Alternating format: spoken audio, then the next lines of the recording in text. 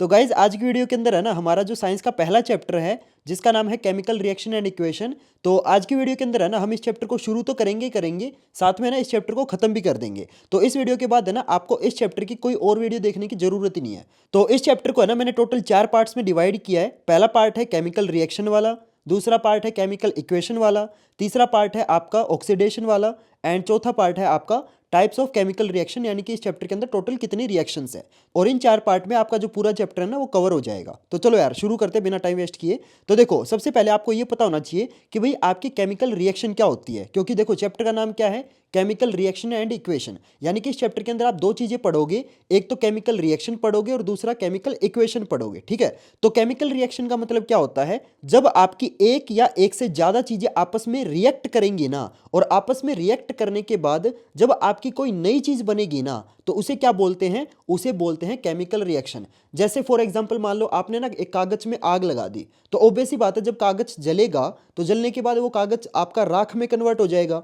यानी कि आपका स्टार्टिंग में क्या था, पेपर था। ठीक है, आपने एक सिंगल चीज ली, लेकिन आपने उसके साथ क्या किया, ऑक्सीजन को रिएक्ट करवा के आपने उसको हीट दे दी, क्योंकि आपको पता है ना जब तक ऑक्सीजन किसी चीज को नहीं मिलेगी तब तक आग नहीं लगेगी।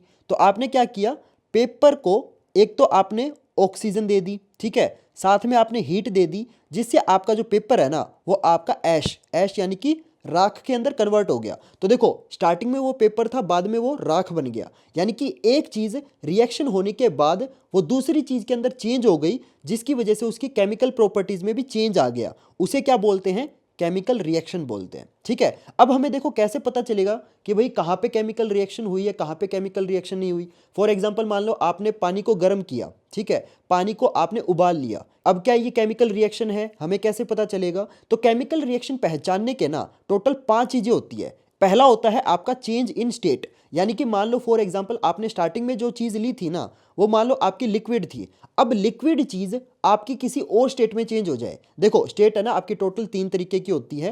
पहला होता है आपका चेंज इन स्टेट। अब देखो स्टेट का मतलब क्या होता है, स्टेट है ना आपकी टोटल 3 तरीके की होती है, सॉलिड, लिक्विड एंड गैस। ठीक है, अगर कोई चीज सॉलिड से लिक्विड में चेंज हो जाए, या सॉलिड से डायरेक्ट गैस के अंदर चेंज हो जाए, या गैस से लिक्विड में, या गैस से सॉलिड में चेंज हो जाए, तो इसका मतलब क्या है कि वहां पे आपकी केमिकल रिएक्शन हुई है। फॉर एग्जांपल मान लो आपने वाटर ले लिया, ठीक है, पानी को आपने फ्रिज के अंदर रख दिया, ठीक है, अब पानी किसके अंदर चेंज हो जाएगा, आपका बर्फ के अंदर चेंज हो जाएगा, है ना। तो अब क्या ये केमिकल रिएक्शन हुई है, यस बिल्कुल हुई है, क्योंकि आपका जो पानी था वो क्या था, लिक्विड था, लेकिन जो बर्फ है वो क्या है, सॉलिड है। तो आपका यहाँ पे स्टेट में चेंज हुआ है। तो जब भी स्टेट में चेंज होगा क्या माना जाएगा, वो आपकी एक केमिकल रिएक्शन मानी जाएगी। ठीक है, एग्जांपल में देख सकते हो आप, यहाँ पे आपने हाइड्रोजन ले ली, आपने ऑक्सीजन ले ली, इन दोनों को आपने क्या किया, आपस में रिएक्ट करा के क्या कर दिया, पानी बना दिया। ठीक है, हाइड्रोजन क्या है, गैस है, ऑक्सीजन क्या है, ये भी गैस है। तो दो गैस को आपने मिलाया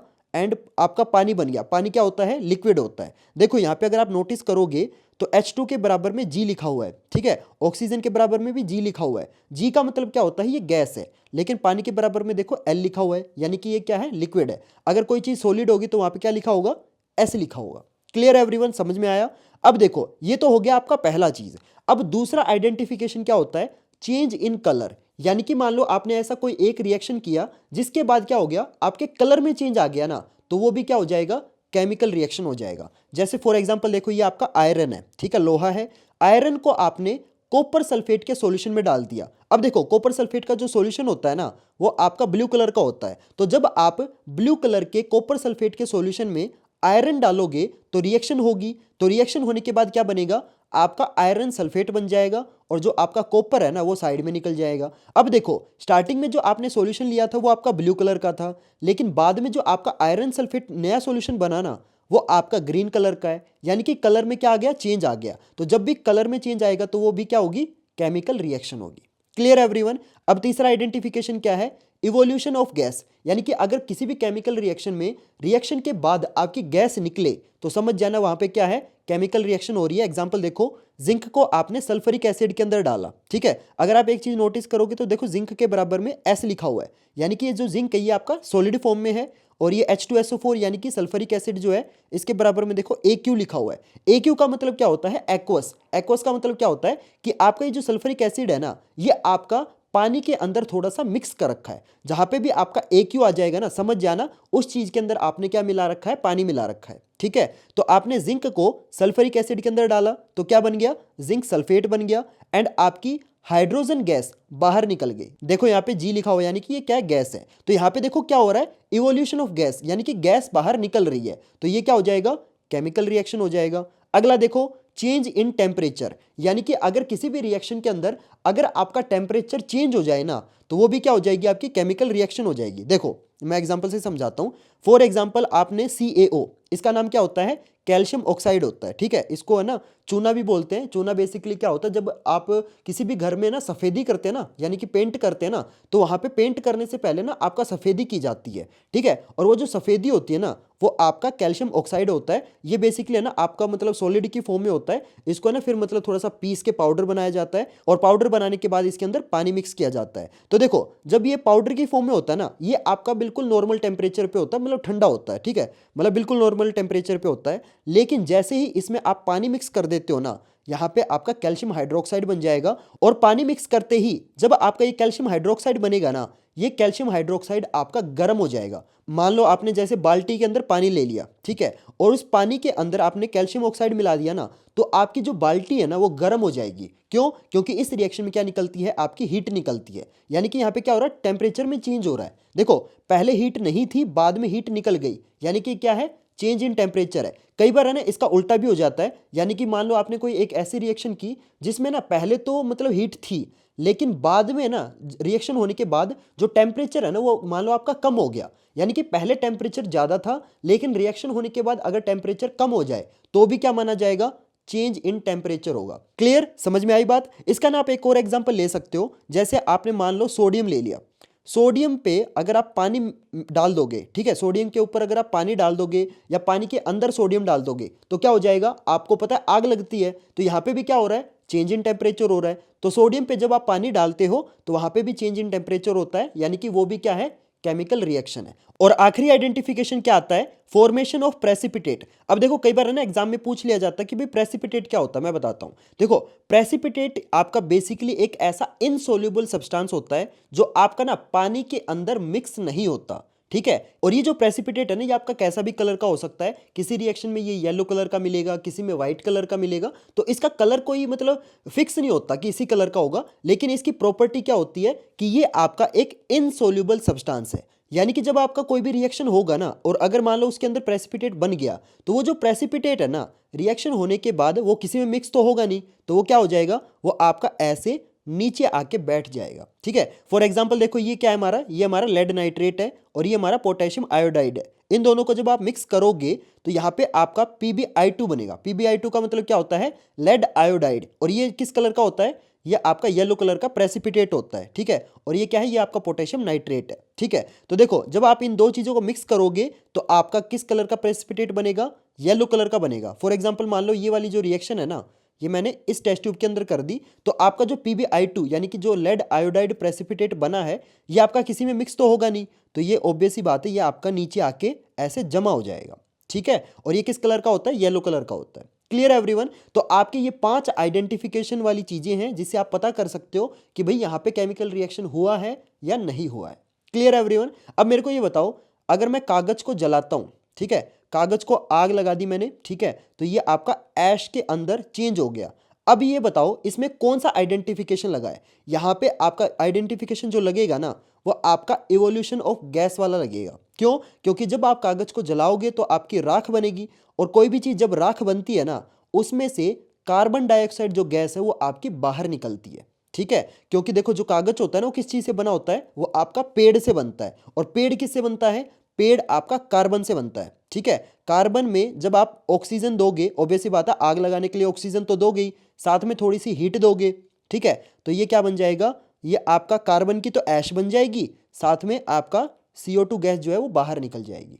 क्लियर एवरीवन, समझ में आया। और इसका एग्जांपल एक और लिख सकते हो, जैसे इंसान जब मर जाता है तो इंसान को जलाते हैं, है ना, तो इंसान की जो बॉडी है वो भी किस चीज से बनी होती है, इंसान की बॉडी भी कार्बन से बनी होती है। तो कार्बन को यानी कि बॉडी को जब जलाओगे तो उसको भी आप ऑक्सीजन दे रहे हो, आग हीट दे रहे हो, है ना, और इंसान की बॉडी जलने के बाद राख में चेंज हो जाती है, एंड साथ में कार्बन डाइऑक्साइड निकलती है। तो इवोल्यूशन ऑफ गैस का मतलब क्या होता है कि वहाँ पे आपका केमिकल रिएक्शन हुआ है।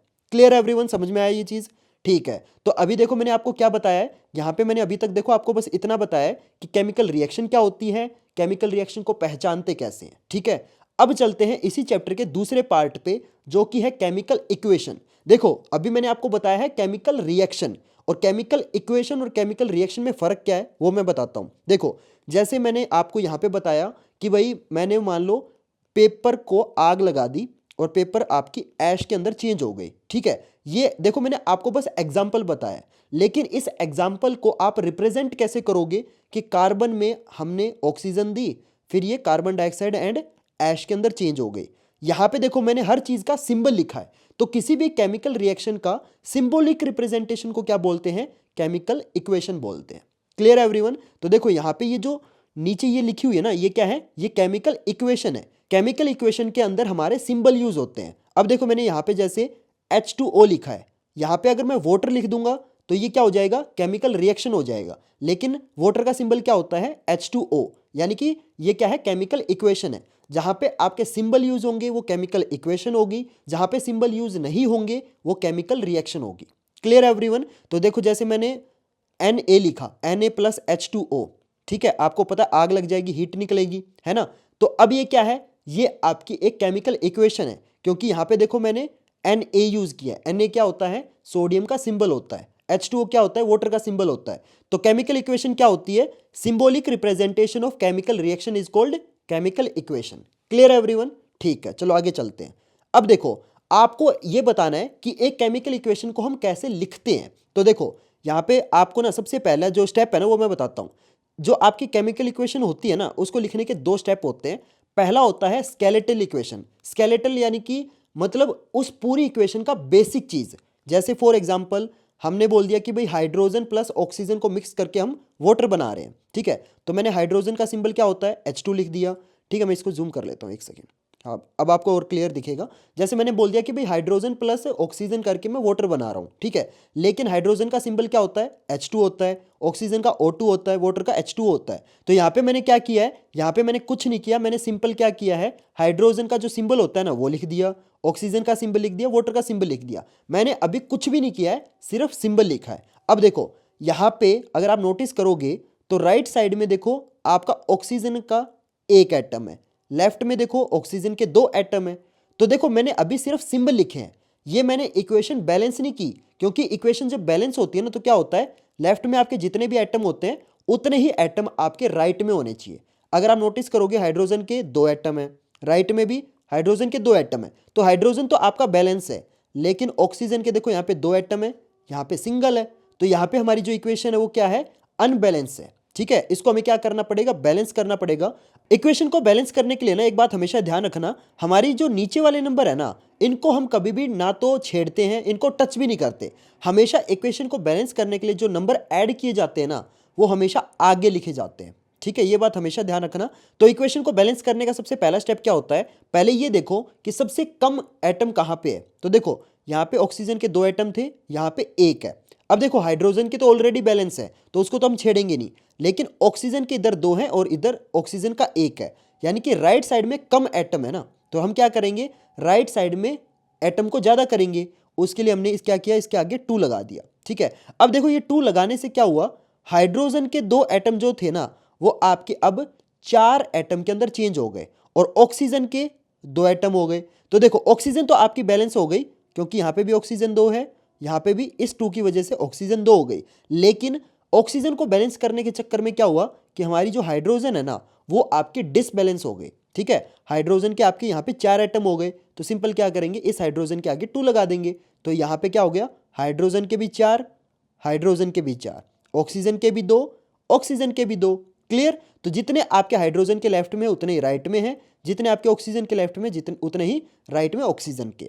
Clear everyone? तो देखो एक मैं आपको एक चीज बता देता हूं, आपके पेपर के अंदर है ना 1 या 2 नंबर का पक्का गारंटीड इक्वेशन को बैलेंस करने वाला क्वेश्चन पक्का आएगा ही आएगा।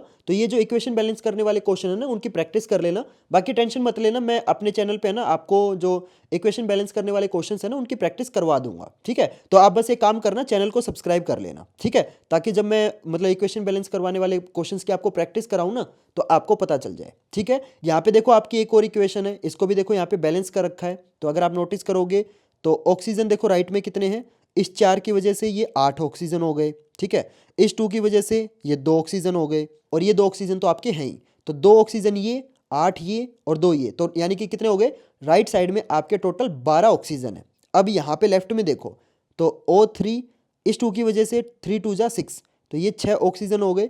और लेफ्ट में देखो यहाँ पे O3 है, ठीक है, और इसके बाहर 2 है, तो 3 2 जा कितने होते हैं 6, तो यहाँ पे ये आपके 6 ऑक्सीजन है, ठीक है। लेकिन इस 2 की वजह से ये 6 आपके क्या हो जाएंगे, 12 हो जाएंगे, तो ऑक्सीजन आपकी बैलेंस हो गई, ठीक है। नाइट्रोजन के देखो यहाँ पे 4 हैं, यहाँ पे ये N इस 2 की वजह से 2 हो जाएगा, और ये 2 भी है तो यहाँ पे 4 हो गए, ठीक है। Pb 2 है, यहाँ पे भी Pb 2 है। Clear everyone. तो इस तरीके से आपको ना इक्वेशन बैलेंस करनी आनी चाहिए। देखो इक्वेशन बैलेंस करना इस टोटली आपका प्रैक्टिस के ऊपर डिपेंड करता है। जितने क्वेश्चंस की, जितनी इक्वेशंस को बैलेंस करने की आप प्रैक्टिस करोगे उतना आपका ये चीज़ बेटर होती जाएगी। बाकी आप टेंशन मत लो, मैं अगली वीडियो के अंदर है ना आपको इक्वेशन बैलेंस करने वाले जो क्वेश्चन है उनकी प्रैक्टिस करा दूंगा, ठीक है। इसके बाद देखो physical state of an element compound can be written as, ये तो मैं आपको ऑलरेडी बता चुका हूं कि जब भी आप इक्वेशन को लिखते हो ना तो उसके बराबर में आपको एस, एल, जी, ए, क्यू ये मेंशन करना जरूरी है। बहुत सारे बच्चे मेरे से पूछते हैं कि भैया अगर हम ये नहीं लिखेंगे तो क्या नंबर कट जाएंगे। यस, आपका ना आधा नंबर डिडक्ट हो जाएगा, तो ये गलती आपको नहीं करनी है। आपको पता होना चाहिए कि भाई जब हम सोडियम को ले रहे हैं तो ये सोडियम आपका सॉलिड लिया जाएगा, ऑब्वियस सी बात है। जो आपके मेटल होते हैं या नॉन मेटल होते हैं ये आपके सॉलिड की फॉर्म में होते हैं। जैसे आपके हाइड्रोजन है तो हाइड्रोजन के बराबर में आपको जी लिखना पड़ेगा, जिससे आपको पता चले कि भाई ये गैस है। और AQ किसके लिए लिखा जाता है, एक्वस के लिए। एक्वस का मतलब क्या होता है, जैसे मान लो आपने NaCl यानी कि सोडियम क्लोराइड ले लिया, अगर मैंने इसके ब्रैकेट में S लिख दिया, इसका मतलब क्या है कि ये जो हमारा खाने वाला नमक है ना ये हमारा सॉलिड की फॉर्म में लिया गया है। लेकिन अगर मैं इस NaCl के बराबर में AQ लिख दूंगा, इसका मतलब क्या है कि इस नमक को हमने पानी के अंदर मिक्स कर रखा है, ठीक है। एक्वा सॉल्यूशन का मतलब क्या होता है कि किसी भी चीज को हमने पानी के अंदर मिक्स कर रखा है, ठीक है। और अगर मान लो मैं NaCl के बराबर में सिर्फ S लिखूंगा, मतलब क्या है, ये सिर्फ और सिर्फ आपका प्योर नमक है, ठीक है, इसके अंदर पानी मिक्स नहीं है। Clear everyone. चलो अब इक्वेशन को लिखते टाइम है ना आपको ये भी बताना है कि वो जो आपकी रिएक्शन हुई है ना उसमें आपकी कौन सी कंडीशंस की वजह से वो रिएक्शन हुई है। क्या आपने टेम्परेचर चेंज किया है, प्रेशर चेंज किया है, या कैटलिस्ट ऐड किया है, मतलब क्या किया है जिसकी वजह से आपकी वो रिएक्शन हुई है। देखो मैं एग्जांपल से समझाता हूँ। जैसे आपकी ये रिएक्शन इसके अंदर चेंज हो गई, ठीक है। अगर आप देखोगे एरो के ऊपर आपको एक ट्रायंगल दिखेगा। इस ट्रायंगल का मतलब क्या होता है कि आपने इस केमिकल को क्या किया है, हीट किया है, ठीक है। तो आप उस केमिकल के साथ जो भी चीजें करते हो ना वो आपको इस एरो के ऊपर या नीचे लिखनी पड़ती है, ठीक है। अगर आपने कोई कैटलिस्ट ऐड किया है, ठीक है। अब कैटलिस्ट क्या होता है बताता हूं।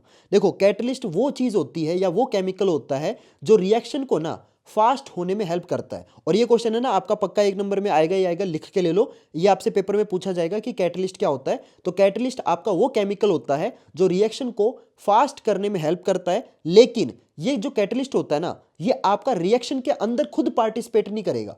यानी कि ऐसे लगा लो, जैसे मान लो हमारे ना मोहल्ले में लड़ाई हो गई, ठीक है। हमारे मोहल्ले में पक्का एक आंटी ऐसी जरूर होगी, वो क्या करेगी, उस लड़ाई को ना कम नहीं कराएगी, मतलब शांत नहीं करेगी, बल्कि उस लड़ाई को ना और भड़का देगी। और वो जो आंटी है ना वो खुद लड़ाई नहीं करेगी, वो उनकी लड़ाई को और फास्ट कर देगी। तो ये मान लो वही आपका कैटलिस्ट का काम होता है। वो खुद रिएक्ट नहीं करेगा लेकिन क्या करेगा, उस रिएक्शन की स्पीड को है ना फास्ट कर देगा, ठीक है। तो आपको क्या करना है, जितनी भी आपकी ये चीजें होती है ना, जैसे टेम्परेचर, जैसे यहाँ पे क्या हो रहा है, टेम्परेचर हीट दे रहे हैं ना, यानी कि टेम्परेचर हम चेंज कर रहे हैं। मान लो आपने प्रेशर चेंज किया या आपने मान लो कैटलिस्ट ऐड किया, तो वो सारी चीजें आपको एरो के या तो ऊपर या फिर नीचे मेंशन करनी है। क्लियर एवरीवन, समझ में आया। तो इन चीजों का आपको ध्यान रखना है एक केमिकल इक्वेशन को लिखते टाइम। इसके बाद आपका अगला टॉपिक आता है इफेक्ट्स ऑफ ऑक्सीडेशन। देखो यार आपको पहले तो ये पता होना चाहिए कि ऑक्सीडेशन का मतलब क्या होता है। तो ऑक्सीडेशन है ना एक आपकी मतलब एक ऐसे टाइप की रिएक्शन होती है जिसमें आपका ऑक्सीजन रिएक्ट करता है, ठीक है। यानी कि ये मान के चलो किसी भी चीज के साथ जब आपका ऑक्सीजन रिएक्ट कर जाए ना उसे क्या बोलते हैं, ऑक्सीडेशन बोलते हैं, ठीक है। और ऑक्सीडेशन का ना एक बहुत ज्यादा डैमेजिंग इफेक्ट होता है, एक तो मेटल के ऊपर और दूसरा खानों के ऊपर। फॉर एग्जाम्पल मान लो आपने एक सेब काटा, ठीक है, और सेब को काट के रख दिया, और थोड़ी देर के बाद क्या होगा, उस सेब का जो कलर है ना वो आपका थोड़ा सा ब्राउन कलर का होने लग जाएगा, राइट। तो वो क्यों हो रहा है, क्योंकि हमारे एटमॉस्फेयर में जो ऑक्सीजन प्रेजेंट है ना वो आपकी उस एप्पल यानी कि सेब के साथ क्या करती है, रिएक्ट करती है। तो किसी भी चीज के साथ जब आपकी ऑक्सीजन रिएक्ट करती है उसे क्या बोलते हैं, ऑक्सीडेशन बोलते हैं। तो ऑक्सीडेशन की वजह से क्या होता है, हमारा जो फूड है ना वो हमारा खराब हो जाता है, ठीक है। तो फूड तो खराब होता ही होता है, साथ में हमारी जो मेटल है ना वो भी ऑक्सीडेशन की वजह से खराब हो जाते हैं। फॉर एग्जाम्पल मान लो हमारा जैसे आयरन है, लोहा है, ठीक है। आयरन को अगर आप मान लो बाहर रख देते हो, ठीक है, और बारिश होती है तो बारिश का जो पानी है वो उस आयरन पे गिरेगा, है ना, ऑब्वियस सी बात है। तो उस आयरन के क्या लग जाएगा, जंग लग जाएगा, ठीक है। अब बच्चे बोलेंगे कि भैया पानी की वजह से जंग लगा है ना, ऑक्सीजन की वजह से थोड़ी ना लगा है। देखो जो हमारी ऑक्सीजन है ना वो तो हमारे एटमॉस्फेयर में ऑलरेडी प्रेजेंट है, तो जो ऑक्सीजन है ना वो तो आयरन के डायरेक्ट टच में है ना। तो ऐसा थोड़ी ना है कि हमें ऑक्सीजन अलग से प्रोवाइड करनी पड़ रही है। अब जैसे मैंने एप्पल वाला एग्जांपल आपको दिया था, तो एप्पल में हमने ऑक्सीजन खुद थोड़ी ना दी उसको, ऑक्सीजन जो है वो एप्पल ने एटमॉस्फेयर से ली है, ठीक है। तो कोई भी चीज अगर आप ऐसे खुले में छोड़ोगे ना तो ऑक्सीजन उसके डायरेक्ट टच में है, इसकी वजह से क्या होता है, ऑक्सीजन उसके साथ इजीली रिएक्ट कर सकती है, और जब ऑक्सीजन रिएक्ट करती है उसे क्या बोलते हैं, ऑक्सीडेशन बोलते हैं। Clear everyone. अब इस ऑक्सीडेशन की वजह से हमारे ना दो चीजें होती हैं, एक होता है आपका रेंसिडिटी। रेंसिडिटी का मतलब क्या होता है, सिंपल भाषा में अगर मैं आपको हिंदी में बताऊं तो क्या होता है, रेंसिडिटी का मतलब होता है सड़ना, यानी कि कोई भी चीज जब आपकी सड़ जाती है ना, इसका मतलब उसके ऊपर कौन सा प्रोसेस हुआ है, रेंसिडिटी हो गई है। जैसे मान लो आपने एक बनाना लिया, ठीक है, अगर आपने एक केले को मान लो आपने बाहर रख दिया, धूप के अंदर रख दिया, ठीक है, तो एक दिन के बाद है ना उस केले का जो रंग है ना वो आपका कैसा हो जाएगा, येलो एंड ब्लैक, है ना, ऐसा हो जाएगा। दूसरे दिन क्या होगा कि येलो कलर तो आपका कम होता चला जाएगा और जो आपका बनाना है वो आपका ब्लैक होता चला जाएगा। 3-4 दिन के बाद देखना वो जो आपका मतलब जो केला है ना वो पूरा ब्लैक हो जाएगा, वो पूरा सड़ जाएगा, उसमें से बदबू आने लग जाएगी। तो वो क्यों होता है, क्योंकि उस बनाना के साथ आपकी जो एटमॉस्फेयर की ऑक्सीजन है ना वो क्या कर गई, रिएक्ट कर गई।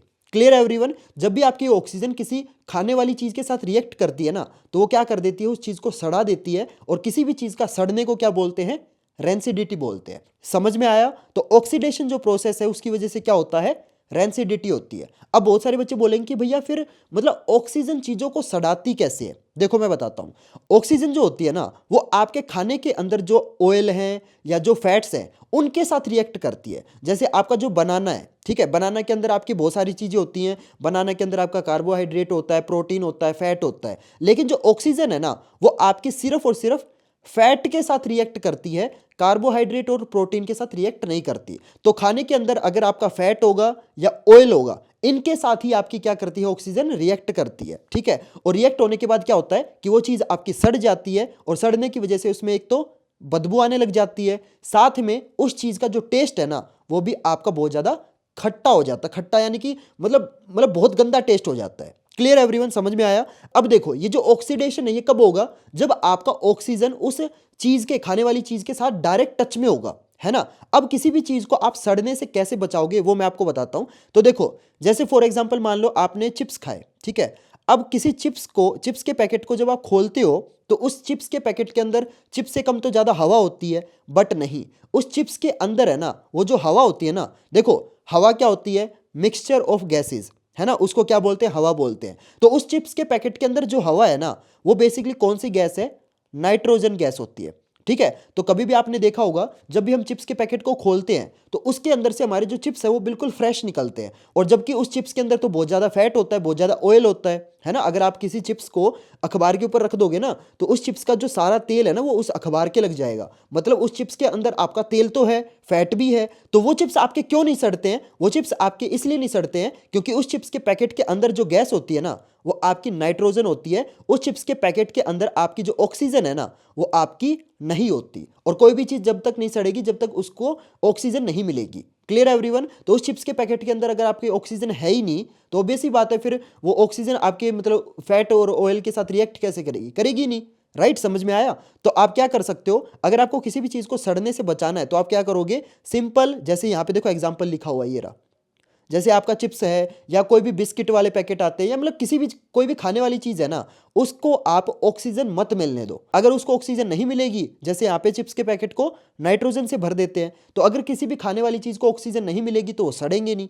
तो पहली चीज आप क्या कर सकते हो, कोई भी पैक्ड फूड है उसमें से ऑक्सीजन निकाल के ऑक्सीजन की जगह नाइट्रोजन भर दो। Clear everyone? तो पहला तरीका तो ये हो गया। दूसरा तरीका क्या है, air tight container. Air tight container का मतलब क्या है कि आपको ना खाने को ऐसे बॉक्सेस के अंदर रखना है जिसमें से आपकी एयर पास ना हो पाए। यानी कि मान लो आपने एक बॉक्स लिया, ठीक है, इस बॉक्स के अंदर मान लो मैंने बिस्किट रख दिए, ठीक है, और इसका जो ढक्कन होगा ना वो एयर टाइट होना चाहिए, यानी कि बाहर के एटमॉस्फेयर की जो ऑक्सीजन है ना वो अंदर ना आ सके। अब बहुत सारे बच्चे बोलेंगे कि भैया इस डब्बे के अंदर ऑलरेडी ऑक्सीजन है, उसकी वजह से भी तो आपके बिस्किट खराब हो सकते हैं। देखो, जब भी आप किसी बिस्किट को खुले में रखते हो ना तो उसके पास अनलिमिटेड ऑक्सीजन होती है, क्योंकि एटमॉस्फेयर में तो अनलिमिटेड ऑक्सीजन है। लेकिन अगर आप बिस्किट को इस डब्बे के अंदर रखोगे जो कि एयर टाइट है, तो उसकी वजह से क्या होगा कि बाहर की जो ऑक्सीजन है ना वो आपकी अंदर नहीं आ पाएगी। इस बिस्किट के पास सिर्फ और सिर्फ लिमिटेड ऑक्सीजन है, जिसकी वजह से ये देखो ऑब्वियस सी बात है सड़ेगा, लेकिन इसके सड़ने का जो प्रोसेस है ना वो बहुत ज्यादा स्लो हो जाएगा क्योंकि इसके पास लिमिटेड ऑक्सीजन है। Clear everyone? समझ में आया? एक और चीज आप कर सकते हो, एंटीऑक्सीडेंट्स का यूज कर सकते हो। एंटीऑक्सीडेंट का मतलब क्या होता है, यानी कि ऐसी चीजों का यूज कर सकते हो जिसकी वजह से ऑक्सीजन आपकी दूर भागती है। ठीक है, फॉर एग्जाम्पल आप BHA या BHT इनका भी यूज कर सकते हो। या फिर आप एक और काम कर सकते हो, उस चीज को है ना फ्रिज के अंदर रख दो। फ्रिज के अंदर क्या होता है, टेम्परेचर होता है आपका कम, ठीक है, टेम्परेचर कम होने की वजह से क्या होता है कि आपकी जो ऑक्सीजन है ना वो आपकी जल्दी फैलती नहीं है। ठीक है, यानी कि जो ऑक्सीजन है ना वो बहुत ज़्यादा स्लो मूव करेगी। जैसे आपने देखा होगा जो हमारी सब्जियां होती हैं या हमारे जो फ्रूट्स होते हैं उसको हम फ्रिज के अंदर रखते हैं। क्यों रखते हैं? क्योंकि फ्रिज के अंदर टेम्परेचर कम होता है, और जब टेम्परेचर कम होता है ना तो ये जो आपका ऑक्सीडेशन वाला जो प्रोसेस है ना ये बहुत ज़्यादा स्लो हो जाता है। ऐसा नहीं होगा कि जो सब्जी आपने फ्रिज में रख दी वो सड़ेंगी नहीं, वो भी सड़ेंगी, लेकिन उनका जो सड़ने का प्रोसेस है ना वो बहुत ज़्यादा स्लो हो जाएगा। आपने देखा भी होगा कि हमारे फ्रिज के अंदर है ना मतलब एक एक हफ्ते तक सब्जियां रखी रहती हैं, लेकिन उनमें कोई भी ज़्यादा मतलब वो बदबू नहीं आती, वो बिल्कुल ठीक रहती हैं। वो क्यों रहती हैं? क्योंकि फ्रिज के अंदर टेम्परेचर कम होता है। टेम्परेचर कम होने की वजह से जो ऑक्सीजन है ना वो आपकी बहुत ज़्यादा स्लो ट्रेवल करती है, जिसकी वजह से आपका जो ऑक्सीडेशन का प्रोसेस है ना वो आपका स्लो हो जाता है।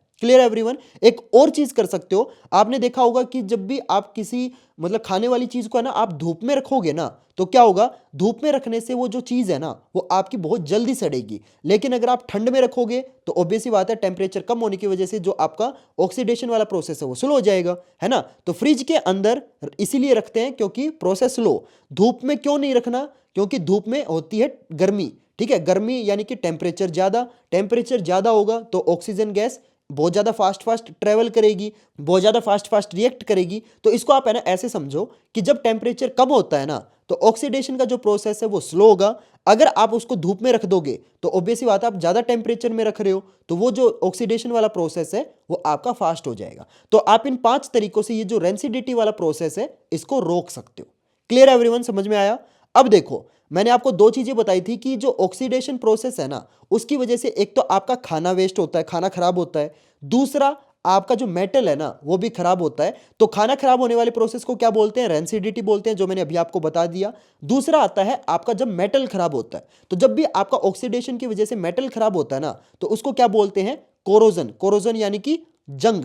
यानी कि आपने सुना होगा कि इस लोहे के जंग लग गया। जंग कब लगता है? जब उस लोहे के साथ आपकी ऑक्सीजन रिएक्ट करती है, ठीक है। और जंग लगने के लिए आपकी ना 2 या 3 चीजें जरूरी होती हैं, जैसे आपका एयर को भी अगर मैं सिंपली बताऊं तो एयर की जगह आप ऑक्सीजन भी लिख सकते हो, क्योंकि एयर के अंदर जो ऑक्सीजन है ना उसकी वजह से आपका जंग लगता है। आपका नाइट्रोजन हो गया या फिर कार्बन डाइऑक्साइड हो गया, इन गैसेस की वजह से आपका जंग नहीं लगता, बल्कि ऑक्सीजन की वजह से लगता है। तो आप इस एयर की जगह ऑक्सीजन भी लिख सकते हो, ठीक है। अगर किसी मेटल को एयर मिल जाए यानी कि ऑक्सीजन मिल जाए, दूसरा पानी मिल जाए, ठीक है, ये 2 चीजें मिल जाए तो समझ जाना कि उस पे जंग आपका पक्का लगेगा ही लगेगा। आपने एक चीज और नोटिस की होगी, जैसे जब आपका मॉनसून का सीजन आता है यानी कि जब बहुत ज्यादा बारिश होती है तब आपका लोहे के ऊपर जंग ज्यादा लगता है। क्यों? क्योंकि बारिश की वजह से क्या हो गया कि उस लोहे के ऊपर आपका डायरेक्ट पानी चला गया, ठीक है, और ऑक्सीजन उसने एटमॉस्फेयर से ले ली। तो दोनों चीज मिलने की वजह से आपका जो आयरन है उस पे कोरोजन लग जाता है, यानी कि जंग लग जाता है। देखो बेसिकली क्या होता है ना, जब भी आपकी ऑक्सीजन आयरन के साथ रिएक्ट करती है ना तो वो जो आयरन है वो आपका ना बहुत ज़्यादा कमज़ोर हो जाता है। इसको आप ऐसे समझ सकते हो कि मेटल्स जो है ना वो आपकी ऑक्सीजन एक तरीके से खाने लग जाती है, ठीक है। आपका जो आयरन है वो बहुत ज़्यादा कमज़ोर हो जाएगा। अब देखो ये जो जंग लगने का कलर है ना वो सबका अलग अलग होता है। जैसे आपके आयरन के ऊपर जब जंग लगता है ना तो वो कौन से कलर का लगता है, रेडिश ब्राउन कलर का लगता है, ठीक है, ये आपने देखा भी होगा। दूसरा, चांदी के ऊपर जो जंग लगता है ना वो आपका ब्लैक कलर का लगता है। कॉपर के ऊपर जो जंग लगता है यानी कि तांबे के ऊपर जो जंग लगता है वो आपका ग्रीन कलर का लगता है। आप में से बहुत सारे बच्चों ने देखा भी होगा कि जो तांबे का लोटा होता है ना, तांबे का जो लोटा होता है या तांबे का कोई भी बर्तन होता है, तो बर्तन के अंदर हम क्या डालते हैं, पानी डालते हैं, लोटे के अंदर पानी डालते हैं। तो पानी तो हम उस लोटे के अंदर खुद दे रहे हैं, ऑक्सीजन उसने एटमॉस्फेयर से ले ली, तो जिसकी वजह से क्या होता है उसकी दोनों चीजें पूरी हो जाती है, ऑक्सीजन भी मिल जाता है, पानी भी मिल जाता है, जिसकी वजह से उस तांबे के लोटे पे क्या होता है, जंग लग जाता है। और तांबे के ऊपर जो जंग लगता है ना वो कौन से कलर का लगता है, ग्रीन कलर का लगता है। Clear everyone. एक और चीज मैं आपको बताता हूं, जो कोरोजन आपका रेडिश ब्राउन कलर का होता है ना उसे क्या बोलते हैं, रस्ट बोलते हैं। Clear everyone. इस कॉपर वाले कोरोजन को हम रस्ट नहीं बोलेंगे क्योंकि ये ग्रीन कलर का है, आयरन वाले को बोलेंगे क्योंकि आयरन के ऊपर जो कोरोजन लगता है वो आपका रेडिश ब्राउन कलर का होता है। तो वो कोरोजन जो आपका रेडिश ब्राउन कलर का है उसे रस्ट बोलते हैं। क्लियर एवरीवन, समझ में आया, ठीक है। चलो अब आपको मैं बताता हूं कि आप किसी भी चीज पे जंग लगने से कैसे बचा सकते हो। जैसे मैंने आपको ना खाने वाले में क्या बताया था कि किसी भी चीज को आप सड़ने से कैसे बचा सकते हो, वो मैंने आपको उसमें मेथड बताए थे। अब मैं आपको बताता हूं कि किसी भी मेटल के ऊपर आप कोरोजन लगने से कैसे बचा सकते हो। देखो कोरोजन कैसे लगता है, जैसे मैंने आपको रेंसिडिटी वाले में क्या बताया था कि कोई भी चीज आपकी कैसे सड़ती है। मैंने क्या बोला था कि खाने को अगर आप डायरेक्ट ऑक्सीजन दे दोगे तो आपका वो खाना जो है वो सड़ जाएगा, लेकिन ऑक्सीजन और खाने के बीच में अगर आप एक बाउंड्री बना दोगे ना तो क्या होगा कि आपका जो खाना है वो सड़ेगा नहीं। उसी तरीके से अगर आप मेटल को डायरेक्ट ऑक्सीजन मिलने से रोक दोगे ना तो क्या होगा, इस मेटल के ऊपर भी आपका जंग नहीं लगेगा। तो इस ऑक्सीजन को रोकने के लिए हम क्या क्या करते हैं वो मैं आपको बताता हूं। तो पहला मेथड है आपका पेंट करना। आपने देखा होगा कि हमारे जो घर में गेट होते हैं, दरवाजे होते हैं, जो लोहे के दरवाजे होते हैं, उसके ऊपर है ना हम क्या करते हैं, पेंट करते हैं। पेंट करने से क्या हुआ, जैसे मान लो आपका ये मेटल है, ठीक है, लोहा है, चलो इसको आयरन बोल लेते हैं, तो एटमॉस्फेयर से ऑक्सीजन मिल रही है, तो आपने क्या किया, इसके ऊपर है ना पेंट कर दिया। तो मतलब आपने इस आयरन के चारों तरफ एक ऐसी शील्ड बना दी यानी कि दीवार बना दी, जिसकी वजह से आपका ये जो ऑक्सीजन है ना ये डायरेक्ट आपका आयरन तक पहुंच ही नहीं पाएगा। बीच में क्या आ जाएगा, पेंट आ जाएगा, जिसकी वजह से हमारा जो आयरन है वो सही सलामत रहता है। Clear everyone. इसके अलावा हम क्या कर सकते हैं, ग्रीसिंग कर सकते हैं। अगर आप आयरन के ऊपर ग्रीस लगा दोगे तो क्या होगा, ग्रीस की वजह से आपका जो ऑक्सीजन है वो डायरेक्ट आयरन के टच में नहीं जा पाएगा। इसके अलावा आप गैल्वेनाइजेशन भी कर सकते हो। अब मेरे को एक काम करो जल्दी से ना, पहले तुम गैल्वेनाइजेशन क्या होता है ना इसका कमेंट में मेरे को आंसर बताओ, क्योंकि ये क्वेश्चन आपका पक्का पेपर में गारंटेड आएगा ही आएगा, जिसमें आपसे ना ये पूछा जाएगा कि भाई गैल्वेनाइजेशन क्या होता है और गैल्वेनाइजेशन के करने के फायदे क्या होते हैं। तो तुम मेरे को एक बार जल्दी से बताओ कि गैल्वेनाइजेशन क्या होता है, ठीक है, तुम्हें कमेंट करके बताना है। इसके अलावा आप एक और चीज कर सकते हो जिसको बोलते हैं इलेक्ट्रोप्लेटिंग। इलेक्ट्रोप्लेटिंग नाम से पता चल रहा है कि इलेक्ट्रिसिटी का यूज करके किसी भी मेटल के ऊपर आपने क्या कर दिया, प्लेटिंग कर दी, यानी कि कोई और मेटल चढ़ा दिया। फॉर एग्जांपल मान लो जैसे आयरन है, ठीक है, आयरन के ऊपर आपने इलेक्ट्रोप्लेटिंग कर दी, यानी कि आयरन के ऊपर मान लो आपने जिंक की इलेक्ट्रोप्लेटिंग कर दी, ठीक है। अब क्या होगा, ऑक्सीजन जो है ना वो डायरेक्ट आपके आयरन तक पहुंच ही नहीं पाएगी, बीच में क्या आ जाएगा, आपका जिंक की इलेक्ट्रोप्लेटिंग आ जाएगी, ठीक है। और जो ऑक्सीजन है ना वो आपकी जिंक के साथ रिएक्ट नहीं कर सकती, ठीक है, जिसकी वजह से क्या होगा कि जो ऑक्सीजन है ना वो आपके डायरेक्ट आयरन तक पहुंच ही नहीं पाएगी और हमारा जो आयरन है वो बिल्कुल सही सलामत बचा रहेगा। Clear everyone. अब बहुत सारे बच्चों के ना मन में एक डाउट था कि भैया ये जो कोरोजन और रेंसिडिटी वाला टॉपिक है क्या ये सिलेबस में है। यस, ये आपके सिलेबस में है और ये आपके पेपर में पूछा जा सकता है। और इसमें से ना आपके जो दो ही तरह के क्वेश्चन बनते हैं वो मैं आपको बता देता हूँ, तो ज़्यादा मतलब मुश्किल टॉपिक नहीं है ये, ठीक है। तो मैं आपको बता देता हूँ इसमें से किस टाइप के क्वेश्चन आते हैं। इन दो टॉपिक से ना गारंटेड लिख के ले लो, 99.9% चांस है कि दो ही टाइप के क्वेश्चन आते हैं। एक तो आपको ये बताना होता है कि रेंसिडिटी से हम खाने वाली चीज़ों को कैसे बचा सकते हैं, उसमें आप ये 5 चीज़ें लिखाना, ठीक है। दूसरा क्वेश्चन आपका आ सकता है कि आप मेटल को कोरोजन होने से यानी कि जंग लगने से कैसे बचा सकते हो, तो आप उसमें ये 4 मेथड लिखाना। Clear everyone. इसके अलावा इन दो टॉपिक से आपका कोई भी क्वेश्चन मतलब इसके अलावा कोई क्वेश्चन बनता ही नहीं है। पिछले 10 साल से ना इन दो टॉपिक से इन क्वेश्चन के अलावा कोई क्वेश्चन आता ही नहीं है। तो अगर आपने ये दो टॉपिक नहीं कर रखे ना तो टेंशन मत लेना, ये दो क्वेश्चन ही आएंगे। Clear everyone. तो देखो यहाँ पे मैंने आपको ये बता दिया कि केमिकल रिएक्शन क्या होती है, केमिकल इक्वेशन क्या होती है, केमिकल इक्वेशन को बैलेंस कैसे करते हैं। बाकी केमिकल इक्वेशंस को बैलेंस करने वाले जो मतलब प्रैक्टिस करने वाले क्वेश्चन है ना, वो मैं आपको आगे की वीडियो में बताऊंगा, तो प्लीज चैनल को सब्सक्राइब कर लेना। इसके अलावा मैंने आपको बता दिया कि ऑक्सीडेशन क्या होता है, ऑक्सीडेशन की वजह से हमें नुकसान क्या क्या होते हैं, और ऑक्सीडेशन से हम चीजों को कैसे बचा सकते हैं। क्लियर एवरीवन, समझ में आया। अब इस चैप्टर का ना सबसे इंपॉर्टेंट टॉपिक स्टार्ट होता है, जो कि है आपका टाइप्स ऑफ केमिकल रिएक्शन। ठीक है, इस चैप्टर का सबसे मेन पार्ट यहां से शुरू होता है, तो प्लीज सारी चीजों को ना ध्यान से समझने की कोशिश करना। देखो मैं बहुत ही बेसिक से समझाऊंगा, लेकिन फिर भी ना तुम अपना पूरा ध्यान से चीजों को सुनना। ठीक है, चलो शुरू करते हैं। तो देखो यहां पे हम डिस्कस करेंगे कि आपकी जो रिएक्शंस होती है ना, वो आपकी कितने टाइप्स की होती हैं। पहली रिएक्शन आती है आपकी कॉम्बिनेशन रिएक्शन। देखो नाम से ही पता चल रहा है कॉम्बिनेशन, यानी कि यहां पे दो चीजें आपस में क्या होंगी, कंबाइन होंगी। मैं इसको जूम कर देता हूं।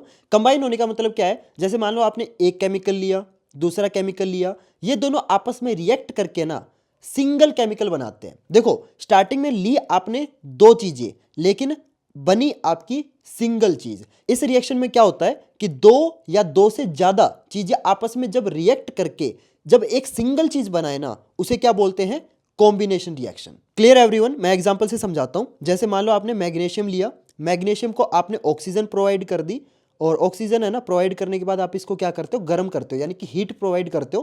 तो यहाँ पे ना एरो के ऊपर आपको ट्रायंगल लगाना है। ठीक है, तो आपका मैग्नीशियम ऑक्सीजन के साथ रिएक्ट करके जल जाएगा। ठीक है, आग लग जाएगी, तो यहाँ पे ऐश बचेगी, क्या बचेगी, राख बचेगी। और उस राख का केमिकल फॉर्मूला क्या होता है, MgO, जिसको हम मैग्नीशियम ऑक्साइड भी बोलते हैं। तो देखो स्टार्टिंग में ली आपने दो चीज, बनी आपकी सिंगल चीज। तो यहां पे क्या हुआ, कंबाइन हो गए, यानी कि दो चीजें आपस में कंबाइन होके सिंगल चीज बना रहे हैं। तो इसीलिए क्या बोलते हैं इसे, कॉम्बिनेशन रिएक्शन।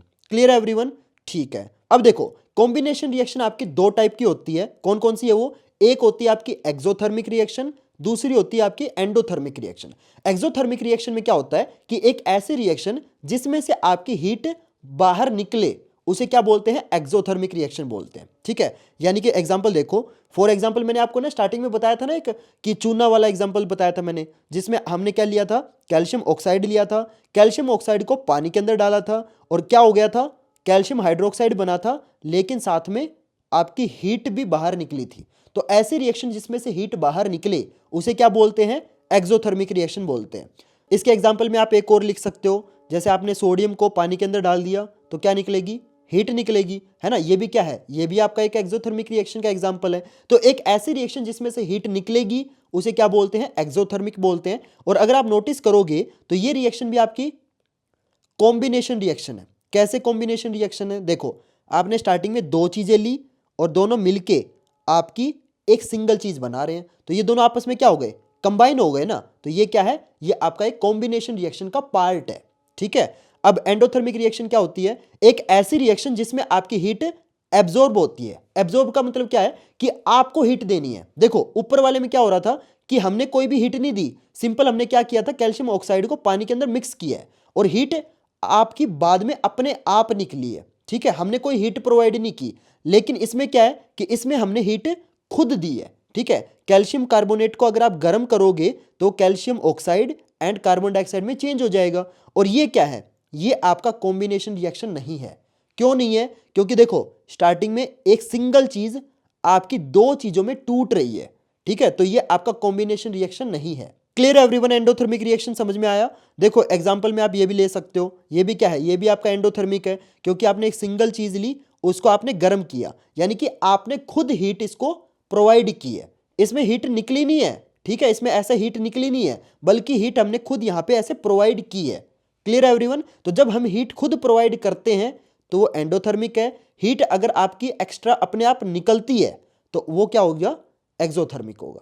क्लियर है एवरीवन। तो कॉम्बिनेशन रिएक्शन समझ में आया आपको, ठीक है। चलो इसके बाद आपके दूसरे टाइप की रिएक्शन आती है जिसे बोलते हैं डीकंपोजिशन रिएक्शन। डीकंपोजिशन रिएक्शन में क्या होता है, ये बिल्कुल आपके ना कॉम्बिनेशन रिएक्शन का अपोजिट है। देखो कॉम्बिनेशन रिएक्शन में क्या हो रहा था कि दो या दो से ज्यादा चीजें आपस में कंबाइन करके एक सिंगल चीज बना रही थी। लेकिन डिकम्पोजिशन रिएक्शन में क्या होगा कि एक सिंगल चीज आपकी दो टुकड़ों में टूट जाएगी। ठीक है, जब एक कंपाउंड आपका दो या दो से ज्यादा पार्ट्स में टूट जाए ना, उसे क्या बोलते हैं, डिकम्पोजिशन रिएक्शन बोलते हैं। एग्जाम्पल देखो, जैसे आपने FeSO4 ले लिया। FeSO4 क्या होता है? आयरन सल्फेट, ठीक है, फेरस सल्फेट भी बोल देते हैं।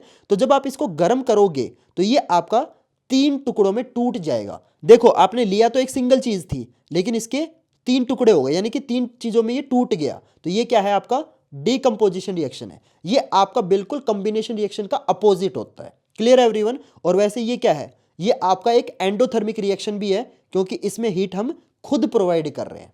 Clear everyone? अब देखो डिकम्पोजिशन रिएक्शन भी आपके ना कई टाइप के होते हैं। जैसे फॉर एग्जांपल आपका थर्मल डिकम्पोजिशन होता है। थर्मल डिकम्पोजिशन का मतलब क्या होता है? एक ऐसा डिकम्पोजिशन रिएक्शन जो कि आपका हीट की वजह से हो, यानी कि आप किसी एक चीज को जब आप गर्म करते हो ना, और वो एक चीज गर्म होने के बाद 2 या 2 से ज्यादा टुकड़ों में टूट जाए, उसे क्या बोलते हैं?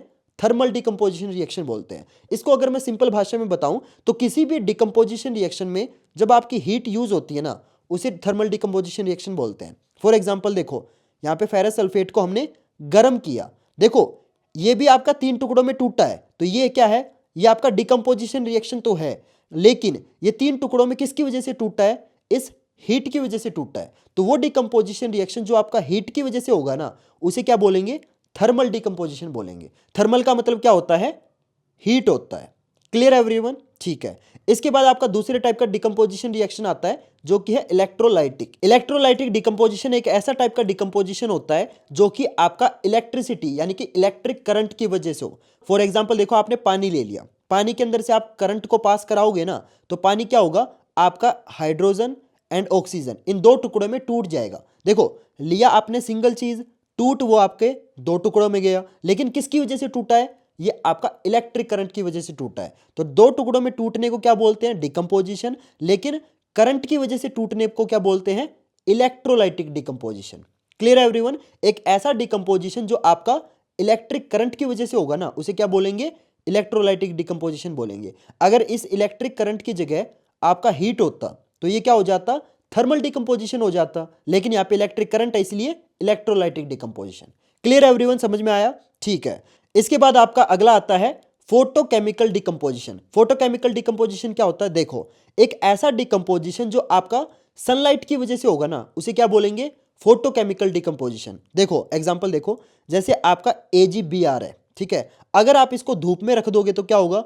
इसके ऊपर डायरेक्ट सनलाइट पड़ेगी। सनलाइट पड़ने की वजह से क्या होगा? इसके ना 2 टुकड़े हो जाएंगे, ठीक है, Ag अलग Br2 अलग हो जाएगा। तो सिंगल चीज के 2 टुकड़े हो गए, यानी कि डिकम्पोजिशन रिएक्शन तो है, लेकिन किसकी वजह से हुए? सनलाइट की वजह से हुए। तो एक ऐसा डिकम्पोजिशन रिएक्शन जो सनलाइट की वजह से होगा ना, उसे क्या बोलेंगे? Photochemical decomposition. Clear everyone? समझ में आया? ठीक है। देखो AgBr जो है ना, वो क्या है? ये एक टाइप का सोल्ट है, और ये ना पहले यूज होता था जब हमारी जो ब्लैक एंड व्हाइट कलर की फोटो खींची जाती थी ना। आज के टाइम पे तो मतलब कोई भी नहीं खिंचवाता। आज के टाइम पे तो यार लोग स्मार्ट हो गए हैं, सब लोग मतलब कलरफुल फोटो खिंचवाते हैं, है ना। तो आज के टाइम पे ये यूज नहीं होता, लेकिन जब पुराने जमाने में जो ब्लैक एंड व्हाइट कलर की फोटोग्राफी होती थी ना, उसमें आपका जो AgBr है वो यूज होता था। Clear everyone? तो आपको समझ में आया कि डिकम्पोजिशन रिएक्शन क्या होता है और उसके टाइप क्या है? ठीक है। इसके बाद आपका सबसे इंपॉर्टेंट टॉपिक आता है इस चैप्टर का, जो कि है आपका रेडॉक्स रिएक्शन। रेडॉक्स रिएक्शन देखो थोड़ा ना ध्यान से समझना। रेडॉक्स जो वर्ड है ना, वो आपका 2 वर्ड से मिलके बना है। एक वर्ड है रिडक्शन, ठीक है, और दूसरा है ऑक्सीडेशन, ठीक है। रिडक्शन का RED ले लिया, ऑक्सीडेशन का OX ले लिया, तो ये क्या बन गया? रेडॉक्स। तो एक ऐसी रिएक्शन जिसमें आपका रिडक्शन भी हो और ऑक्सीडेशन भी हो, दोनों जब आपके एक ही रिएक्शन के अंदर होगे ना, तो क्या बोला जाएगा? उसको रेडॉक्स रिएक्शन बोला जाएगा। अब मैं आपको बताता हूं कि रिडक्शन क्या होता है और ऑक्सीडेशन क्या होता है, क्योंकि आपको जब तक ये पता नहीं होंगे तो आपको रेडॉक्स रिएक्शन समझ में नहीं आएगा। तो सबसे पहले बात करते हैं ऑक्सीडेशन रिएक्शन की। देखो ऑक्सीडेशन तो मैंने अभी आपको पढ़ाया था ना, रेंसिडिटी और कोरोजन वाले टॉपिक में। उस टाइम मैंने आपको क्या बताया था? जब भी किसी चीज के साथ आपकी ऑक्सीजन रिएक्ट करेगी ना, उसे क्या बोलेंगे? ऑक्सीडेशन बोलेंगे। तो यहां पे मैं आपको ना एग्जांपल से समझाता हूं। फॉर एग्जांपल आपका कॉपर है, कॉपर के साथ आपकी ऑक्सीजन हमने क्या करा दिया? रिएक्ट करा दिया, तो आपका क्या बन गया? कॉपर ऑक्साइड बन गया। तो यहां पे क्या हो रहा है? यहां पे आपकी जो ऑक्सीजन है ना, ये आपके इस कॉपर के साथ रिएक्ट कर रही है। अब मेरे को पहले तो जल्दी से ये बताओ, ये कौन से टाइप की रिएक्शन है? ये आपकी कॉम्बिनेशन रिएक्शन है, क्योंकि यहां पे देखो 2 चीजें आपस में कंबाइन होके सिंगल चीज बना रही है। तो ये आपका एक कॉम्बिनेशन रिएक्शन का भी एग्जाम्पल हो सकता है। Clear everyone? तो एक ऐसा रिएक्शन जिसमें आपकी ऑक्सीजन रिएक्ट करके ऐड हो जाए ना, उसे क्या बोलते हैं, ऑक्सीडेशन रिएक्शन बोलते हैं। देखो ऑक्सीडेशन रिएक्शन को पहचानने के ना दो तरीके होते हैं, या तो ऑक्सीजन ऐड करवा दो, ठीक है, या फिर हाइड्रोजन रिमूव करा दो। अगर इन दो चीजों में से एक चीज होगी ना, या तो आपकी ऑक्सीजन ऐड होनी चाहिए या आपकी हाइड्रोजन रिमूव होनी चाहिए। अगर इन दोनों में से एक चीज होगी ना तो समझ जाना वहां पे क्या हो रहा है, ऑक्सीडेशन हो रहा है। Clear everyone. तो यहां पे बताओ मेरे को ऑक्सीडेशन कैसे हुआ, क्योंकि यहां पे जो आपकी ऑक्सीजन है ना ये इस कॉपर के साथ अटैच हो गई, जुड़ गए, ये दोनों देखो जुड़ गए, ठीक है। तो यहां पे आपका ऊपर वाली चीज हो रही है, यानी कि ऑक्सीजन ऐड हो रही है। अगर हमारी इस रिएक्शन में हाइड्रोजन रिमूव होती ना तो भी हम क्या बोलते हैं कि हमारी ऑक्सीडेशन हुई है, ठीक है। लेकिन इसमें क्या हो रहा है, इसमें आपका पहले वाली चीज हो रही है, इसमें हाइड्रोजन का तो कोई लेना देना नहीं है, लेकिन ऑक्सीजन ऐड हो रही है, ठीक है। या तो ऑक्सीजन ऐड हो या हाइड्रोजन रिमूव हो, उसे क्या बोलेंगे, ऑक्सीडेशन बोलेंगे। Clear everyone. इसके बाद आता है आपका रिडक्शन रिएक्शन। देखो रिडक्शन रिएक्शन बिल्कुल आपके ऑक्सीडेशन रिएक्शन का ना अपोजिट है। देखो मैं समझाता हूं, ऑक्सीडेशन में क्या हो रहा था, आपकी ऑक्सीजन ऐड हो रही थी, लेकिन रिडक्शन में क्या होगा, ऑक्सीजन रिमूव होगी, ठीक है। ऑक्सीडेशन में आपका हाइड्रोजन रिमूव हो रहा था, लेकिन रिडक्शन में बिल्कुल अपोजिट होगा, यानी कि हाइड्रोजन ऐड होगा। जो चीज आपके ऑक्सीडेशन में ऐड हो रही थी ना वो आपकी रिडक्शन में रिमूव होगी, और जो ऑक्सीडेशन में रिमूव हो रही थी वो आपकी रिडक्शन में ऐड हो जाएगी, ठीक है। ये दोनों बिल्कुल अपोजिट है। देखो मैं एग्जांपल से समझाता हूं, यहाँ पे थोड़ी सी ना मिस्टेक है, यहाँ पे ना सिंगल यू आएगा, ठीक है, मैंने इसको ठीक कर दिया। तो देखो जैसे फॉर एग्जांपल आपने यहाँ पे देखो हमने क्या लिया है, कॉपर ऑक्साइड लिया है, ठीक है। कॉपर ऑक्साइड के साथ हमने हाइड्रोजन को रिएक्ट करा दिया, थोड़ी सी इसको हीट दे दी, तो ये जो चीज़ है ये आपकी इसमें चेंज हो गई, कॉपर अलग हो गया और यहाँ पे वाटर बन गया। तो ये आपकी क्या है, ये रिडक्शन रिएक्शन है। कैसे है मैं बताता हूँ। देखो यहाँ पे कॉपर के साथ आपका ऑक्सीजन अटैच था, बिल्कुल था। अब ये जो ऑक्सीजन है ना ये कॉपर से हटके इस हाइड्रोजन के साथ जाके अटैच हो गया। तो यहाँ पे क्या हो रहा है, यहाँ पे आपका ऑक्सीजन का रिमूवल हो रहा है, ठीक है। और जब आपकी ऑक्सीजन रिमूव होती है उसे क्या बोलते हैं, रिडक्शन बोलते हैं। देखो ऑक्सीडेशन में क्या हो रहा था, ऑक्सीजन ऐड हो रही थी। रिडक्शन में क्या हो रहा है, ये जो ऑक्सीजन है ये कॉपर से अलग हो गई है, ठीक है। देखो पहले यहाँ पे कॉपर के साथ ऑक्सीजन था, लेकिन बाद में देखो कॉपर के साथ ऑक्सीजन नहीं है। तो कॉपर यानी कि मेन मेटल है ना यहाँ पे, तो मेन मेटल के साथ आपकी जो ऑक्सीजन है वो रिमूव हो गई है। तो जब आपकी ऑक्सीजन रिमूव होती है उसे क्या बोलते हैं, रिडक्शन बोलते हैं। क्लियर एवरीवन, समझ में आया। तो ऑक्सीडेशन और रिडक्शन आपस में क्या होते हैं, बिल्कुल अपोजिट होते हैं, ठीक है, क्लियर। अब आता है आपका रिडॉक्स रिएक्शन। रिडॉक्स रिएक्शन के अंदर क्या होता है कि आपका जो ऑक्सीडेशन और रिडक्शन वाला जो प्रोसेस है ना ये आपका सिंगल एक ही केमिकल इक्वेशन के अंदर जब आपके ये दोनों मतलब दोनों प्रोसेस एक साथ हो ना उसे क्या बोलते हैं, रिडॉक्स बोलते हैं। एग्जाम्पल देखो, एग्जाम्पल से समझाता हूं, ठीक है। जैसे आपका ZnO+C है, ठीक है, यानी कि जिंक ऑक्साइड के साथ हमने कार्बन को रिएक्ट करा दिया, तो ये क्या बनेगा, जिंक प्लस कार्बन मोनोऑक्साइड बन जाएगा। ये आपका क्या है, ये आपका रिडॉक्स रिएक्शन है। कैसे है मैं बताता हूं। देखो यहां पे हमारा ZnO यानी कि जिंक ऑक्साइड है, इसके साथ हमारी ऑक्सीजन ऐड है, ठीक है। अब बाद में क्या हुआ, इस बेचारे की ऑक्सीजन रिमूव हो गई। तो जब आपकी ऑक्सीजन रिमूव होती है उसे क्या बोलते हैं, रिडक्शन बोलते हैं, ठीक है। तो जिंक ऑक्साइड का क्या हो गया, रिडक्शन हो गया। लेकिन ऊपर देखो हमारा कार्बन है, ठीक है, कार्बन के साथ हमारी कोई भी ऑक्सीजन नहीं है, ठीक है। लेकिन बाद में इस कार्बन के साथ देखो हमारी ऑक्सीजन ऐड हो गई। तो जब आपकी ऑक्सीजन ऐड होती है उसे क्या बोलते हैं, ऑक्सीडेशन बोलते हैं, ठीक है। क्या बोलते हैं, ऑक्सीडेशन बोलते हैं। तो आपका जो जिंक ऑक्साइड है इसका क्या हो गया, रिडक्शन हो गया। कार्बन का क्या हो गया, ऑक्सीडेशन हो गया। तो जब आपका एक ही रिएक्शन के अंदर ऑक्सीडेशन और रिडक्शन दोनों एक साथ हो जाए ना उसे क्या बोलते हैं, रिडॉक्स रिएक्शन बोलते हैं। क्लियर एवरीवन, समझ में आया। एक काम करता हूं मैं एक और एग्जांपल से समझाता हूं। फॉर एग्जांपल मान लो हमने यहाँ पे कॉपर ऑक्साइड ले लिया, ठीक है, उसके साथ हमने हाइड्रोजन को रिएक्ट करा दिया, तो आपका कॉपर एंड वाटर बन जाएगा। अब यहाँ पे ना थोड़ा सा ध्यान से देखना, यहाँ पे देखो स्टार्टिंग में हमारा जो कॉपर ऑक्साइड था ये आपका कॉपर के अंदर चेंज हो गया।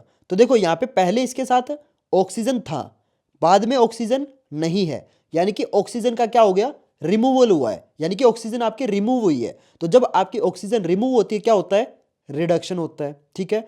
अब यहाँ पे देखो ये हाइड्रोजन है, ठीक है, हाइड्रोजन के पास पहले देखो ऑक्सीजन नहीं था, लेकिन बाद में देखो ऑक्सीजन आपका ऐड हो गया, ठीक है। तो यहाँ पे आपका जो कॉपर ऑक्साइड है इसका रिडक्शन हुआ है और हाइड्रोजन का ऑक्सीडेशन हुआ है, ठीक है। तो जब आपका एक ही रिएक्शन के अंदर दोनों चीजें होंगी तो उसे क्या बोलेंगे, रिडॉक्स रिएक्शन बोलेंगे। Clear everyone. और हाँ, मैं आपको एक और चीज बता देता हूं जो कि ना बहुत सारे बच्चे मिस कर देते हैं, जो कि बहुत इंपॉर्टेंट है, ध्यान से सुनना। जिस चीज का आपका रिडक्शन होगा ना उसे ऑक्सीडाइजिंग एजेंट बोलते हैं, और जिस चीज का ऑक्सीडेशन होगा ना उसे रिड्यूसिंग एजेंट बोलते हैं। पेपर में ना ये आपसे पूछ लिया जा सकता है कि भाई फॉर एग्जांपल मान लो आपको ना पेपर में कोई एक केमिकल रिएक्शन दे दी और आपको उस केमिकल रिएक्शन में बताना होगा कि भाई इसमें कौन सा आपका रिड्यूसिंग एजेंट है और कौन सा आपका ऑक्सीडाइजिंग एजेंट है। तो आप कैसे पहचानोगे? जिस चीज का रिडक्शन होता है ना वो आपका ऑक्सीडाइजिंग एजेंट होता है, और जिस चीज का ऑक्सीडेशन होगा वो आपका रिड्यूसिंग एजेंट होता है। क्लियर है एवरीवन। बहुत सारे बच्चे ना मतलब इसमें ना कंफ्यूज हो जाते हैं, वो पेपर में क्या करके आ जाते हैं, जिस चीज का रिडक्शन होता है ना वो उसे रिड्यूसिंग एजेंट मान लेते हैं। ऐसा नहीं है, जिस चीज का रिडक्शन होगा वो आपका ऑक्सीडाइजिंग एजेंट होता है। ठीक है, ये दोनों बिल्कुल अपोजिट होते हैं। क्लियर एवरीवन, आपको रेडॉक्स रिएक्शन समझ में आया? ठीक है, तो देखो यहाँ पे हमने अभी combination reaction, decomposition reaction, redox reaction, ये 3 टाइप के रिएक्शन कर लिए हैं। अब अगली रिएक्शन देखते हैं जो कि हमारी डिस्प्लेसमेंट रिएक्शन। और देखो यार, ये जो रिएक्शन है ना ये बहुत इंपॉर्टेंट है, ध्यान से समझना। तो देखो नाम से पता चल रहा है डिस्प्लेसमेंट, यानी कि एक चीज अपनी पोजीशन चेंज करके दूसरी जगह चली जाएगी। देखो यहाँ पे फॉर एग्जांपल मान लो ये एक मॉलिक्यूल है, ठीक है, जो कि ए एंड बी इन दोनों से मिलके बना है। ठीक है, इसको मैंने रिएक्ट कराया सी के साथ, तो क्या होगा, ये जो सी है ना ये आपका बी की जगह आ जाएगा, और जो बी है ना वो आपका सी की जगह चला जाएगा। तो यहाँ पे क्या हुआ कि आपके सी ने तो बी की जगह ले ली और बी आपका सी की जगह चला गया। देखो यहाँ पे बेसिकली क्या होता है कि आपका जो ज्यादा रिएक्टिव एलिमेंट होता है ना वो आपके कम रिएक्टिव एलिमेंट को क्या करता है, डिस्प्लेस कर देता है। ठीक है, यानी कि जो ज्यादा ताकतवर एलिमेंट होगा वो आपके कमजोर एलिमेंट की जगह ले लेगा। ठीक है, जैसे मैं देखो यहाँ पे एग्जांपल से समझाता हूं। फॉर एग्जांपल जैसे आपका आयरन है, ठीक है, आयरन को हमने कॉपर सल्फेट के सॉल्यूशन में डाल दिया। अब देखो ये जो आपका आयरन है ना ये आपका कॉपर से ज्यादा रिएक्टिव है। ज्यादा रिएक्टिव का मतलब क्या होता है कि ये ज्यादा ताकतवर है। तो ऑब्वियस सी बात है ये आपका जो आयरन है ये इस कॉपर को हटा देगा। ठीक है, तो ये कॉपर हट के साइड में चला जाएगा और ये जो आयरन है ये कॉपर की जगह ले लेगा। ठीक है, तो आयरन अगर कॉपर की जगह आएगा तो क्या बनेगा, FeSO4 बनेगा, और ये जो कॉपर है ये बेचारा साइड में चला जाएगा। तो यहाँ पे बेसिकली क्या होता है कि जो ज्यादा रिएक्टिव एलिमेंट होता है वो आपके कम रिएक्टिव एलिमेंट को डिस्प्लेस कर देता है, इसलिए यहाँ पे इसको क्या बोलते हैं, डिस्प्लेसमेंट रिएक्शन बोलते हैं। क्लियर एवरीवन, समझ में आया? ठीक है, तो देखो यार यहाँ पे ना आपको ये पता होना चाहिए कि कौन सा एलिमेंट ज्यादा रिएक्टिव होता है और कौन सा कम रिएक्टिव होता है। और ये चीज है ना मैं ऑलरेडी आपको इस चैप्टर के जो वन शॉट लेक्चर है ना उसके अंदर बता चुका हूं। बाकी अगर आप कमेंट में बोलोगे तो मैं दोबारा बता दूंगा। ठीक है, तो देखो यार आगे देखो, जैसे यहाँ पे हमने आयरन की नेल ले ली, ठीक है, आयरन की कील ले ली। ठीक है, तो आयरन की कील को हमने कॉपर सल्फेट के सोल्यूशन में डाल दिया। तो देखो कॉपर सल्फेट का जो सोल्यूशन होता है ना वो अलग कलर का होता है। ठीक है, वो आपका ब्लू कलर का होता है, लेकिन रिएक्शन के बाद क्या होगा कि ये जो आपका आयरन है ये कॉपर की जगह आ जाएगा, और ये जो कॉपर है ये आपका बेचारा सेपरेट हो जाएगा। ठीक है, तो आपका क्या बन जाएगा, कॉपर सल्फेट आपका आयरन सल्फेट बन जाएगा, और जो कॉपर है ना वो आपका स्कील यानी कि आयरन की जो नेल है इसके ऊपर जाके अटैच हो जाएगा। ठीक है, और जो कि रिएक्शन कुछ इस तरीके से दिखेगी। ठीक है, तो इसमें क्या होगा, स्टार्टिंग में आपका देखो जो कलर था वो ब्लू था, लेकिन बाद में आयरन सल्फेट का जो कलर होता है वो किस कलर का होता है, लाइट ग्रीन कलर का होता है। ठीक है, तो इस रिएक्शन के अंदर आपका जो कलर है ना वो भी आपका चेंज हो जाएगा। तो इस रिएक्शन को क्या बोलते हैं, this reaction is called displacement reaction. इस रिएक्शन में क्या होता है कि आपका जो ज्यादा रिएक्टिव एलिमेंट है ना वो आपके कम रिएक्टिव एलिमेंट को डिस्प्लेस कर देता है, यानी कि उसकी जगह ले लेता है। Clear everyone? ठीक है, अब चलते हैं अगली रिएक्शन पे जो कि हमारी डबल डिस्प्लेसमेंट रिएक्शन। देखो यार इसको ना थोड़ा सा ध्यान से समझने की कोशिश करना, ये थोड़ी सी ना मतलब टफ मानी जाती है, बाकी है नहीं इतनी टफ, लेकिन मैं फिर भी बोलूंगा कि आप ना थोड़ा सा ध्यान से समझने की कोशिश करना।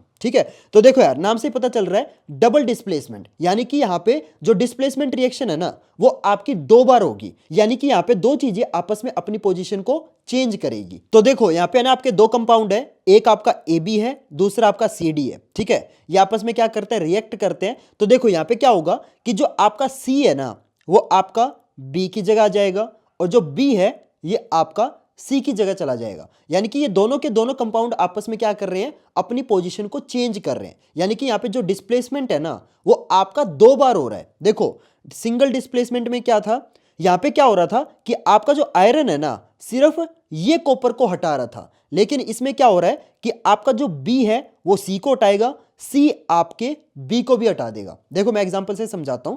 फॉर एग्जांपल देखो यहाँ पे हमारा सोडियम सल्फेट है, ये हमारा बेरियम क्लोराइड है। तो हमने सोडियम सल्फेट को बेरियम क्लोराइड के साथ रिएक्ट कराया। तो देखो यहाँ पे ना थोड़ा सा ध्यान से समझना, यहाँ पे आपका जो क्लोरीन है ये आपके सल्फेट की जगह आ गया, ठीक है।